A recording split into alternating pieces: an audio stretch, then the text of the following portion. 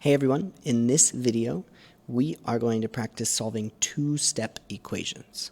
So far we've seen equations that you do one inverse operation, right? You add 5 to both sides or something, and you get your value for x. This time though, we're going to solve equations where there's more than one step necessary. And I always think it's helpful with problems like this to make sure we remind ourselves of what this algebraic equation really means, right? So we have our variable x here. So this equation says negative 3x plus 5 equals 2. And essentially what that's saying is I have some number x, and I multiply it by 3. That gives me a new number, right? And then I add 5 to that new number, and that results in a value of 2. And again, algebra is really just working backward in a systematic way and seeing that written out in an equation.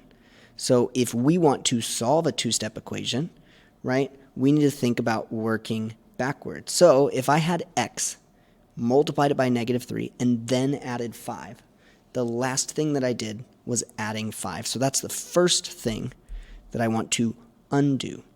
So we're going to subtract 5 from both sides.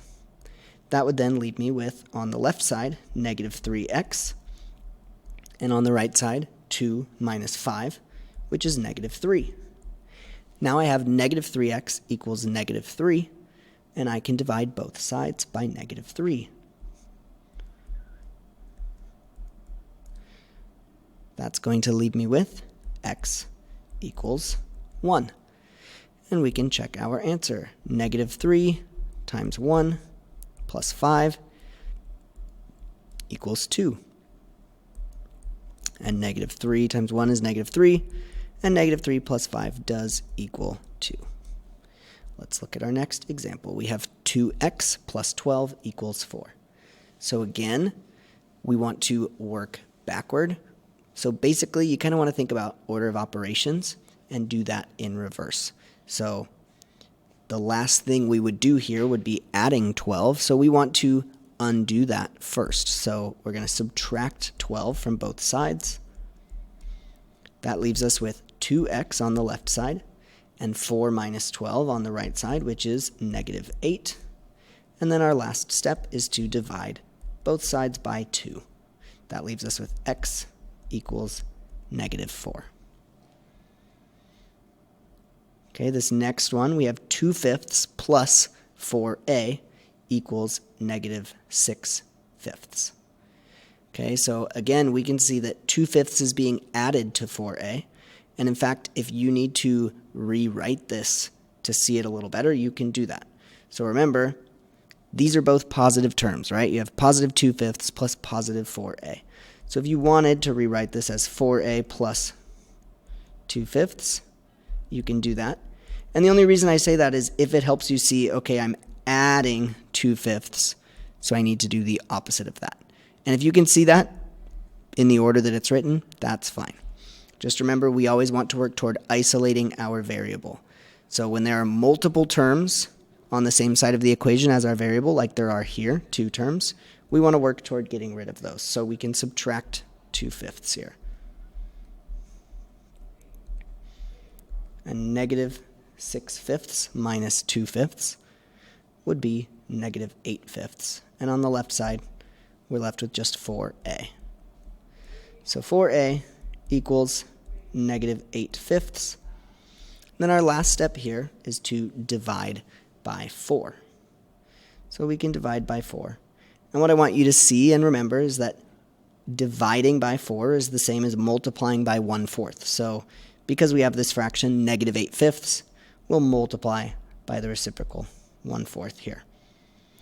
So 4a divided by 4 is simply a, and negative 8/5 times 1/4 is negative 8/20. Of course, we can simplify that to negative 2/5. Okay, our next example, I want you to notice that we can actually combine like terms first. So on this left side of the equation, we have 4 minus 2y plus 3. So we can add that 4 and 3. And that would give us 7 minus 2y is equal to negative 9. Okay, now again, you've got a 7 minus 2y, which you could also see as 7 plus negative 2y. That's important here because we need to subtract 7 from both sides. So we subtract 7 from both sides here. That leaves us with negative 2y equals negative 16. And the last step is to divide both sides by negative 2, giving us y equals positive 8. Finally, one more. M divided by 2 plus 6 equals 10. So we can start by subtracting 6 from both sides. We get m over 2 equals 4.